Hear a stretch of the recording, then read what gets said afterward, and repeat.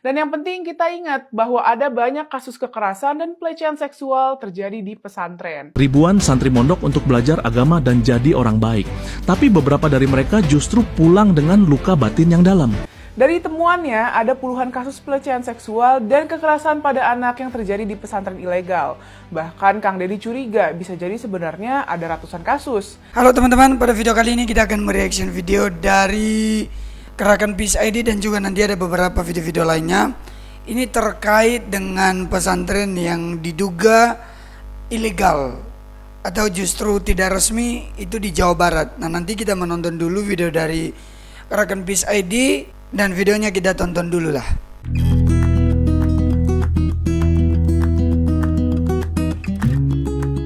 Waduh, di Jawa Barat ternyata banyak pesantren ilegal loh.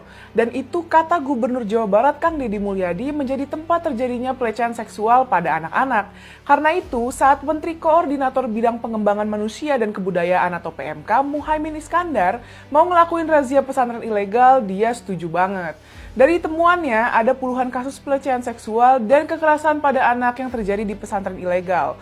Bahkan Kang Deddy curiga bisa jadi sebenarnya ada ratusan kasus. Tapi karena ini masalah sensitif, banyak orang yang menutupi. Jadilah kasus-kasus itu tidak terungkap. Kata Kang Deddy, pesantren-pesantren ilegal itu tersebar di beberapa kabupaten di Jawa Barat. Mulai dari Sukabumi, Bandung, sampai kawasan pinggiran kota lain. Pesantren ini kebanyakan tidak tercatat di Kemenak atau Dinas Pendidikan sehingga pesantren-pesantren itu tidak terpantau. Karena ilegal otomatis pengawasan juga lemah. Kondisi itu membuat santri makin rentan jadi korban. Kang Deddy menegaskan pesantren itu seharusnya jadi tempat suci dan aman, bukan tempat berlindung bagi predator anak. Karena itu beliau mendukung penuh penertiban termasuk razia terbuka di pesantren ilegal. Bahkan Kang Deddy meminta agar dipasang papan peringatan bertuliskan pesantren tidak berizin supaya orang tua tahu. Tujuannya jelas supaya masyarakat tidak gampang tertipu oleh lembaga yang statusnya nggak jelas. Kang Deddy juga mendorong pendataan ulang semua pesantren di Jawa Barat, baik yang sudah berizin maupun belum. Pesantren itu jumlahnya ribuan, karena itu kata Kang Deddy harus dijaga citranya bersama-sama. Kalau ada yang menodai nama baik pesantren wajib ditindak tanpa pandang bulu, ucap Kang Deddy. Menurut Kang Deddy, pengelola pesantren yang lalai harus diberikan sanksi yang tegas. Mulai dari penutupan, kalau perlu sampai proses hukum. Label pesantren jangan dijadikan tameng untuk kebal hukum, tegas Kang Deddy. Semua itu dilakukan, kata Kang Deddy, untuk melindungi anak-anak yang belajar di pesantren. Menurut Kang Deddy, pesantren resmi yang berizin dan transparan justru makin dipercaya masyarakat. Pemerintah berkomitmen membantu pesantren legal untuk berkembang lebih baik dan modern. Sistem perizinan dan pengawasan juga bakal dibuat lebih terbuka dan gampang diakses publik, termasuk data kurikulum, fasilitas, hingga para pengajarnya harus transparan. Kebersihan, kesehatan, dan keamanan santri juga nggak boleh diabaikan. Jangan sampai anak-anak trauma padahal niatnya ingin belajar agama. Pemerintah juga mengajak pesantren resmi untuk ikut mengawasi dan melaporkan kalau ada hal mencurigakan. Pengawasan bersama ini penting supaya predator tidak punya celah di lembaga agama. Anak-anak berhak mendapat perlindungan, baik fisik, mental, maupun spiritual, ucap Kang Deddy lagi. Kang Deddy juga ingin menggandeng media lokal agar info pesantren resmi lebih mudah diakses warga. Dengan demikian, orang tua nggak bingung lagi kalau mau menitipkan anaknya di pesantren. Pesantren adalah warisan budaya dan simbol pendidikan agama. Karena itu, kata Kang Deddy, wajib dijaga marwahnya. Mudah-mudahan langkah berani Kang Deddy merazia pesantren ilegal bisa berdampak baik ya. Mudah-mudahan ditiru di daerah lain juga. Bersihkan pesantren dari tindakan pelecehan seksual. Seorang alumni pesantren ngaku nyesel masuk pesantren. Gara-gara niatnya mau belajar agama, yang didapat malah ketemu anak-anak nakal. Pengakuan itu disampaikan oleh seorang perempuan alumni pesantren yang diposting ulang oleh akun @lambegosip. Ya, walaupun kita mesti hati-hati sih, jangan 100% percaya sama postingan akun ini. Tapi emang berbagai keluhan tentang pesantren sudah sering kita dengar. Keluhan dari alumni santri ini diposting dalam bentuk beberapa slide yang disertai narasi penyesalan. Di slide pertama, pertama, dia berandai-andai tentang adanya kehidupan selanjutnya atau kehidupan yang bisa diulang. Di slide berikutnya, perempuan ini menulis, aku nggak mau mondok di pesantren. Di slide terakhir, dia jelasin alasan kenapa nggak mau balik ke dunia pesantren. Niatnya biar paham agama, tapi isinya anak-anak nakal, makan nggak teratur, jorok banget, tulis dia. Gak cuma itu, dia juga sorot budaya pesantren yang menurutnya nggak masuk akal. Misalnya, terlalu berlebihan memuja kiai. Contoh yang lainnya, waktu ada santri yang sakit, bukannya diajak berobat, malah dibilang diganggu jin. Postingan itu pun mendapat banyak komen dari netizen. Ada yang pro, ada juga yang kontra. Tak sedikit juga yang justru ngegas. Minimal jangan menjelekan instansinya, karena ulah oknum, malah dikontenin, tulis salah satu netizen. Hati-hati ngomong kayak gini di sosmed, kena balaknya pondok. Tulis netizen lain. Takzim sama kiai itu level penghormatan atas ilmunya. Masalahnya kakaknya belum meluruskan niat. Tambah netizen lain. Miris ya sama komen-komen itu. Padahal kalau kita jujur dan mau dengerin testimoni kayak gini bisa jadi bahan refleksi penting. Kayak pertanyaan, kenapa sih kok niat baik buat belajar agama malah berujung trauma? Itu penting buat dibahas. Masalah makan gak layak dan lingkungan jorok itu bukan soal remeh. Apalagi kebersihan dan gizi itu bagian dari ibadah juga. Terus soal menghormati kiai ya boleh, asal gak sampai bikin murid takut ngomong. Kalau ada santri sakit, ya bawa ke dokter dong, bukan malah diruqyah apalagi dibilang karena gangguan jin. Takutnya malah yang sakit itu kena sakit serius, apakah itu tipes, atau DBD, atau yang lainnya. Dan yang penting kita ingat bahwa ada banyak kasus kekerasan dan pelecehan seksual terjadi di pesantren. Kalau terus kita tutupi dengan alasan untuk jaga nama baik pondok, bisa jadi kasus-kasus itu akan terus terjadi. Padahal kasus-kasus semacam itu sudah banyak banget terjadi. Data Jaringan Pemantau Pendidikan Indonesia atau JPPI tahun 2024 mencatat ada 573 kasus kekerasan di sekolah dan pesantren. Dan lebih dari 100 kasus terjadi di pesantren. Contohnya Januari 2025 lalu, pemilik pondok di Jakarta Timur ditangkap karena mencabuli 5 santri laki-laki. Walau Kemenak udah ngeluarin regulasi baru buat ngelindungin anak di pesantren, kasus-kasus itu terus terjadi. Jadi kalangan pesantren harus terbuka sama kritik. Ngomongin kasus-kasus di pesantren bukan berarti benci agama. Ngomong jujur menyesal mondok di pesantren bukan berarti benci pesantren. Ini adalah kritik agar pesantren memperbaiki diri. Jadi buat kamu yang pernah mondok dan punya pengalaman mirip, yuk berani speak up agar pesantren-pesantren jadi mau berbenah, agar pendidikan di pesantren semakin baik. Ya teman-teman, dari video ini ya kita berharap supaya jangan terjadilah di kalangan kekristenan. Karena memang walaupun pemimpin agama, sebenarnya kalau pemimpin agama yang benar, pasti mereka akan berbuat yang baik. Tapi kalau hanya melakukannya dengan tujuan dan motif tertentu, akhirnya mungkin berkedok. Tapi akhirnya ya seperti kejadian-kejadian seperti ini. Makanya bagus untuk Kang Deddy Mulyadi terus melakukan razia supaya memang menguak ya, supaya mengeluarkan mereka yang melakukan tindakan-tindakan seperti ini, yang ilegal seperti ini, supaya nanti terbongkar semuanya dan akhirnya bisa ditutup dan ya supaya mereka juga diperiksa lah gitu. Kita tonton ada beberapa video lagi yang memberi tanggapan tentang pengalaman mereka dan juga beberapa video tentang hal ini. Kita tonton ada 4 video berikut ini.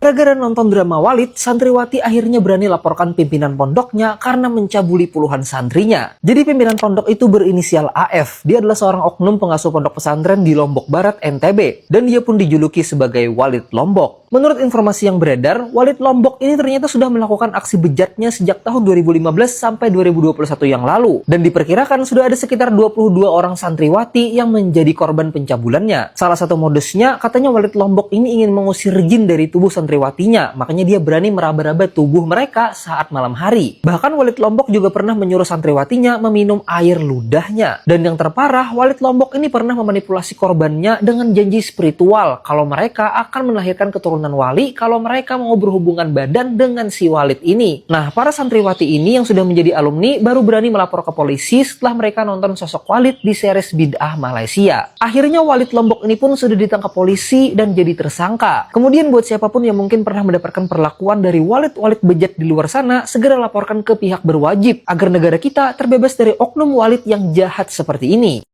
Jika ada yang berniat menyekolahkan anaknya di pesantren dengan tujuan supaya perilaku anaknya menjadi baik, maka rasanya perlu untuk mendengar penjelasan ini. Sebagai seseorang yang pernah tinggal di pesantren, saya ingin tegaskan bahwa pesantren itu adalah lembaga pendidikan yang berfokus pada pengetahuan keagamaan, dalam hal ini pengetahuan keislaman.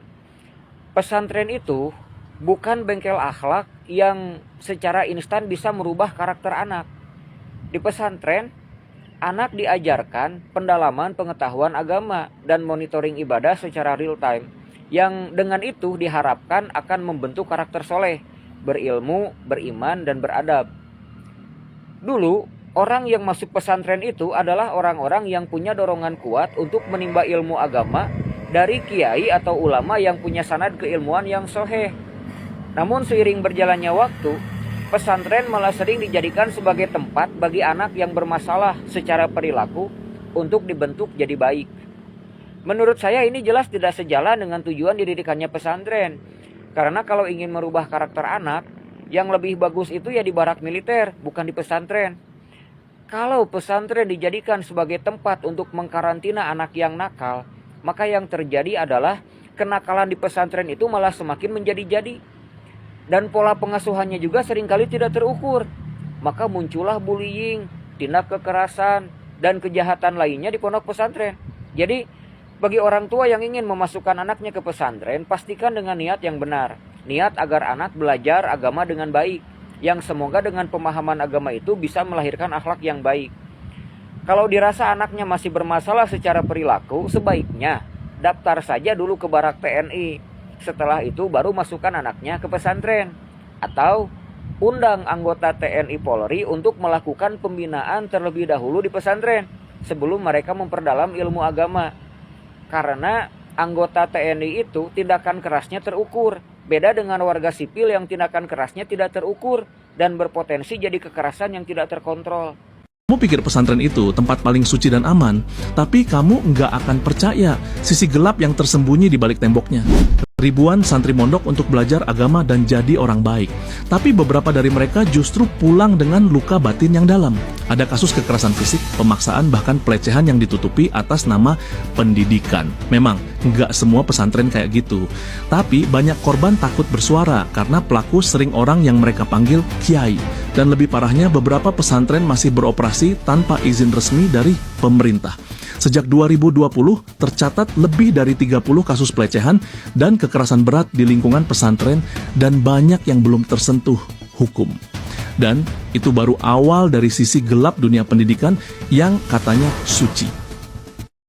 Jadi saya berharap Kementerian Agama, pemerintah daerah, di backup oleh aparat, benar-benar meregistrasi, melakukan review ulang, mendeteksi pesantren-pesantren palsu yang tumbuh di mana-mana, mengeksploitasi kemiskinan untuk kepentingan beberapa orang mengatasnamakan pesantren. Ayo saya punya tim khusus sekarang untuk merazia pesantren-pesantren yang mengatasnamakan pesantren tapi tindakan praktek pengelolaan benar-benar eksploitatif. Ada 3 yang diharamkan. 1, bullying. Yang kedua, kekerasan seksual. Yang ketiga, intoleransi. Ini yang harus dijaga. Saya dan teman-teman akan melakukan penyadaran, razia untuk mengingatkan, karena kita tidak boleh diam melihat terjadinya penyelewengan. Iya teman-teman ya. Jadi tadi dari film yang sebelumnya juga tadi, kemudian ada juga tadi yang Bapak menyampaikan pendapatnya, kemudian ada video dokumenter, dan kemudian ada yang terakhir bahwa yang soal sebelumnya itu supaya ditindaklanjuti lah gitu. Ya tanggapan saya kembali lagi masih tetap sama bahwa hal yang seperti ini harus terus diwaspadai. Jangan sampai anak-anak kita yang menjadi generasi bangsa dirusak hanya karena hal-hal yang seperti ini.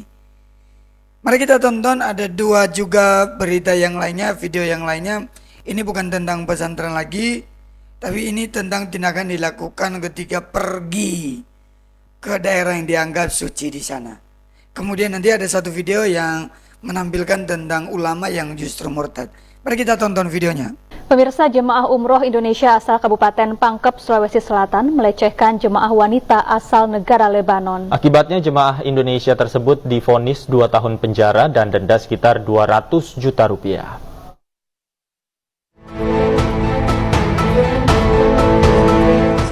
Jamaah umroh Indonesia berinisial MS Muhammad Said, 26 tahun, asal Kabupaten Pangkep, Provinsi Sulawesi Selatan, diduga melecehkan wanita asal Lebanon saat tawaf di Masjidil Haram Mekah, Arab Saudi.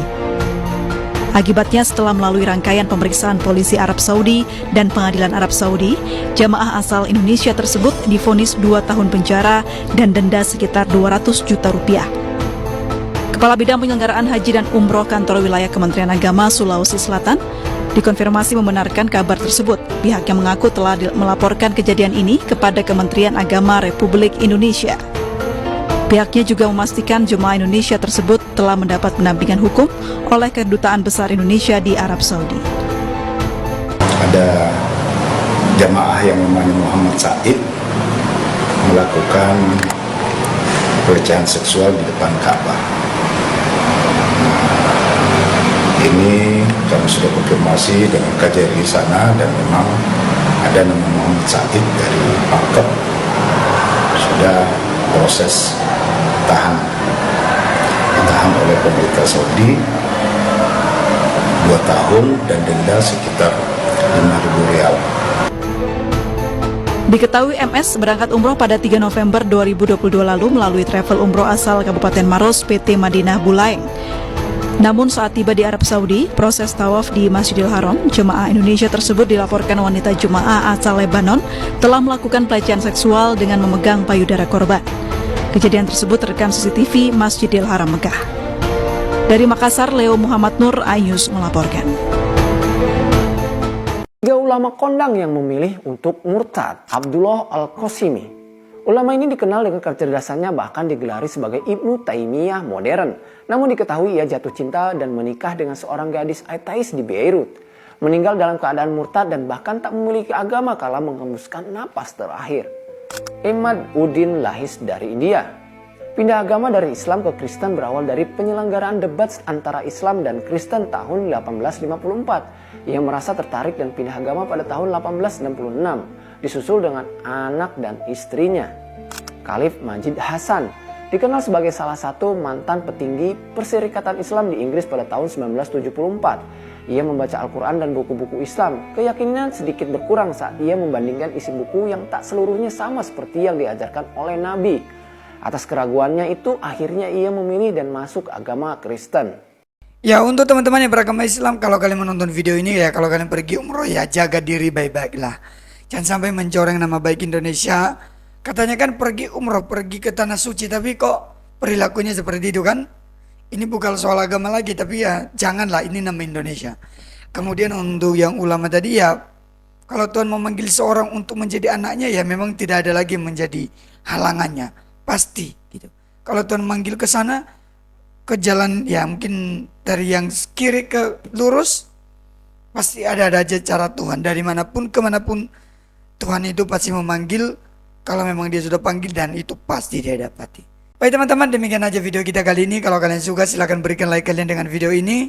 Berikan komentar kalian tentang video ini. Berikan komentar yang positif, jangan yang negatif. Saya juga menunggu saran-saran dan ide konten-konten berikutnya untuk kita reaction pada video ini. Tuhan Yesus memberkati kita semua. Sampai jumpa kembali. Shalom.